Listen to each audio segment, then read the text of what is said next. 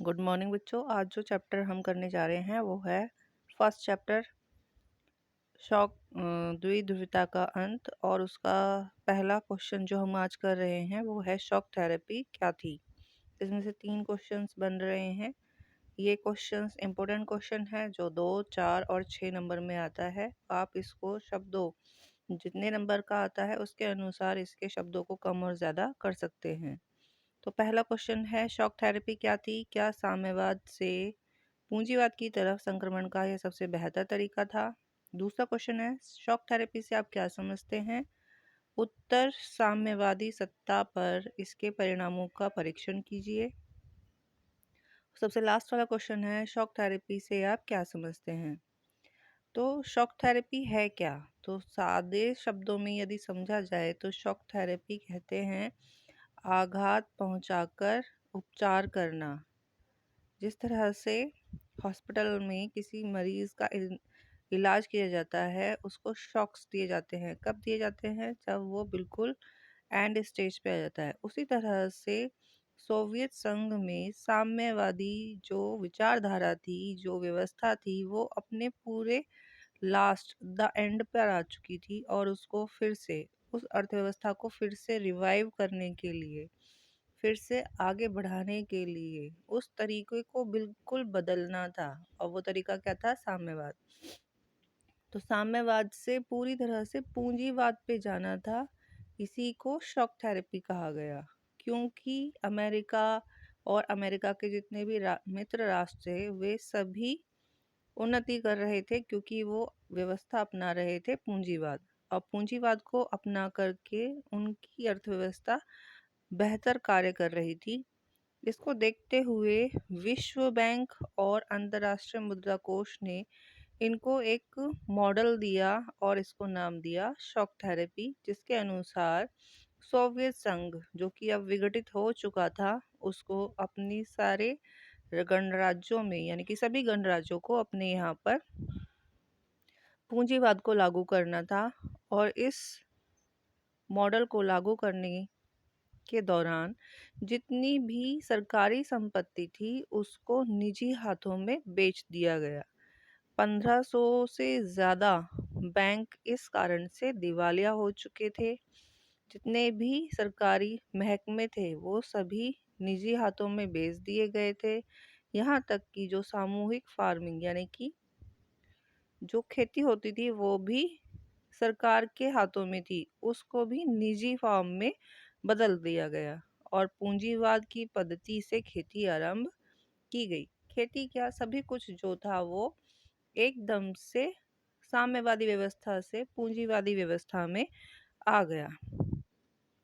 किंतु क्योंकि ये लोग सदियों से, लगभग 72 सालों से साम्यवादी व्यवस्था को अपनाए हुए थे, तो एकदम से उस व्यवस्था को छोड़ करके पूंजीवादी व्यवस्था को अपनाना इनके लिए इतना लाभदायक साबित नहीं हुआ और इनको बहुत ज़्यादा घाटा उठाना पड़ा।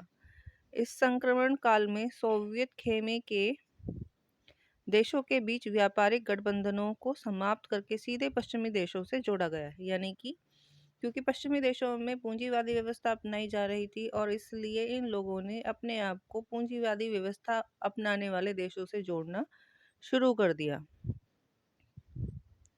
जिस कारण इनकी जो व्यवस्था थी, अर्थव्यवस्था जिसको ये अपना रहे थे, वो यहाँ पर इतनी कारगर साबित नहीं हुई और बहुत सारे बैंक दिवालिया हो गए, जिनकी संख्या लगभग 1500 से ज़्यादा थी।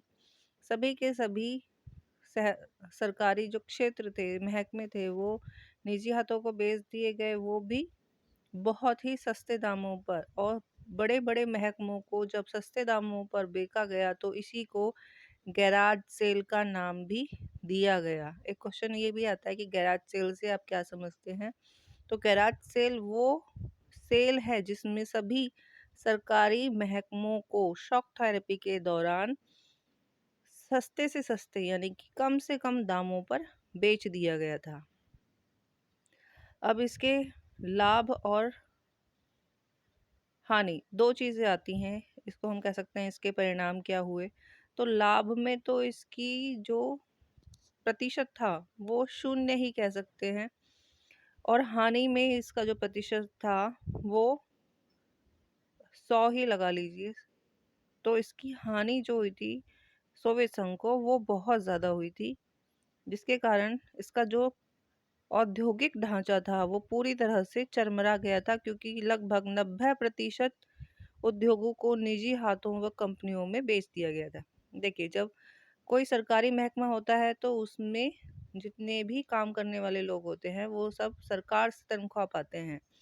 लेकिन जब उन्हीं चीज़ों को निजी हाथों में बेच दिया जाए, यानी कि जब उसका प्राइवेटाइजेशन की कर दिया जाए, तो अब वहाँ पर किसी को भी अपने यहाँ पे काम में रखने की जो जिम्मेदारी होती है, अब वो उस व्यक्ति की है, वो उसको रखे या ना रखे। तो इसमें सबसे ज़्यादा जो खामियाजा भुगतना पड़ा था वो आम इंसान को भुगतना पड़ा था, क्योंकि साम्यवादी व्यवस्था में ये कहा गया था कि रोजगार जो दिए जाएंगे वो सरकार की तरफ से दिए जाएंगे। बट अब जो व्यवस्था थी वो पूंजीवादी व्यवस्था हो गई थी, जिसमें अब किसी की भी जिम्मेदारी नहीं थी लोगों को रोजगार देने की। या तो वो अपने आप से कोई व्यवसाय शुरू करें या फिर किसी के यहाँ पर नौकरी करें।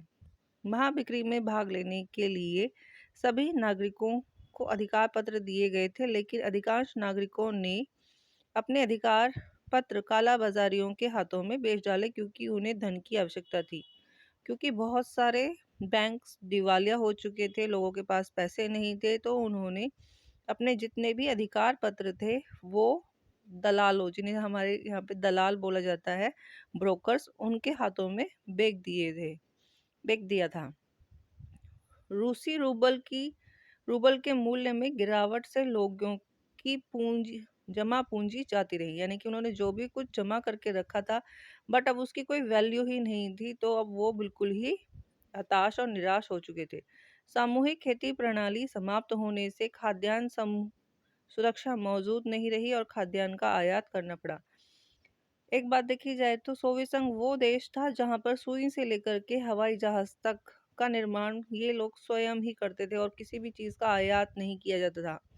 लेकिन अब क्योंकि जो सामूहिक खेती की प्रणाली थी, यानी कि सरकार के अंदर ही खेती की जाएगी, सरकार के संरक्षण में खेती की जाएगी, वो प्रथा अब खत्म हो गई, सभी चीजें निजी हाथों में दे दी गई। तो अब अनाज संसाधन जो हैं वो अब इतने उत्पन्न नहीं होते, और जिस कारण से लोगों को अनाज देने के लिए बाहर से अनाज आयात करना पड़ा। 1999 का सकल घरेलू उत्पाद 1959 के तुलना से नीचे आ गया था। तो अब लगभग 40 साल पुराना जो रिकॉर्ड था वो नीचे जाने का वो टूट चुका था। पुराना व्यापारिक ढांचा टूट गया, लेकिन व्यापार की कोई नई वैकल्पिक व्यवस्था नहीं हो पाई थी। एक माफिया वर्ग उभर कर आया जिसने आर्थिक गतिविधियों को अपने नियंत्रण में ले लिया।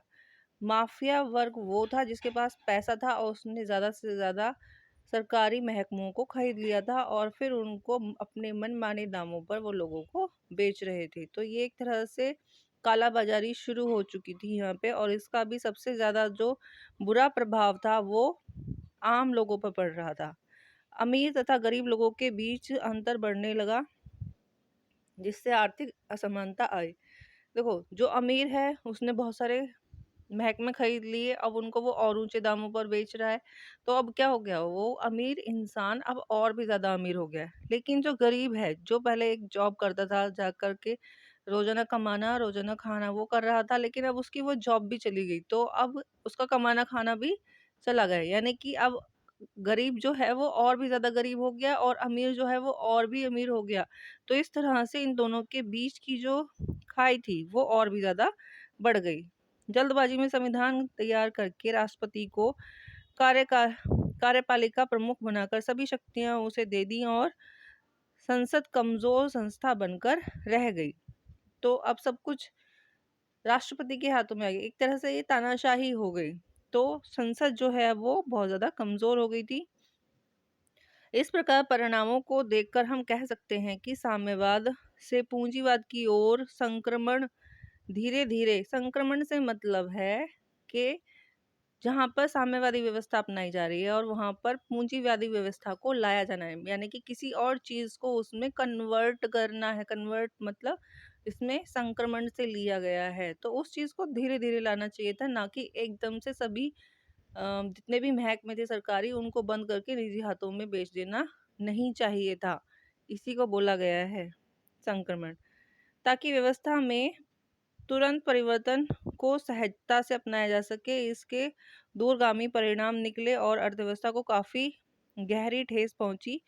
राष्ट्रपति तानाशाह बनकर शक्तियों का प्रयोग कर सकता था। तो इसमें अब क्या हुआ, सारी शक्तियां राष्ट्रपति के पास में आ गई।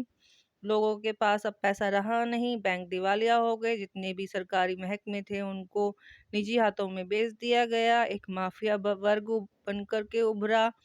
तो शॉक थेरेपी, जिसको IMF यानी कि विश्व बैंक और अंतर्राष्ट्रीय मुद्रा कोष ने सोवियत संघ को उनकी अर्थव्यवस्था को और आगे बढ़ाने के लिए एक मॉडल दिया था, बट उसका जो प्रभाव था सोवियत संघ के गणराज्यों पर वो सकारात्मक न होकर के नकारात्मक निकला, जिसके कारण इनकी सारी अर्थव्यवस्था चरमरा गई। जो सामूहिक फार्मिंग थी उसको निजी फार्मिंग में बदल दिया गया। जितने भी सरकारी महकमे थे जो लगभग 90% थे उनको निजी हाथों में बेच दिया गया, और इतनी बड़ी तादाद में सरकारी महकमों को कम से कम दामों पर बेचने को ही गैराज सेल का नाम दिया गया है। 1 नंबर में ये क्वेश्चन आता है, तो इस पे ज़्यादा ध्यान दीजिएगा। तो गैराज सेल का नाम दिया गया और इसके जो परिणाम निकले वो सकारात्मक ना होकर के नकारात्मक निकले।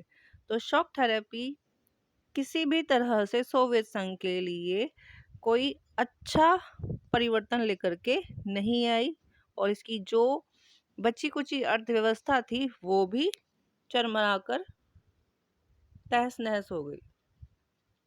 तो ये था क्वेश्चन आज के लिए। आप इसको पढ़िएगा और 2-3 बार रिवाइज कीजिएगा, इसमें से क्वेश्चंस ज़रूर आएंगे।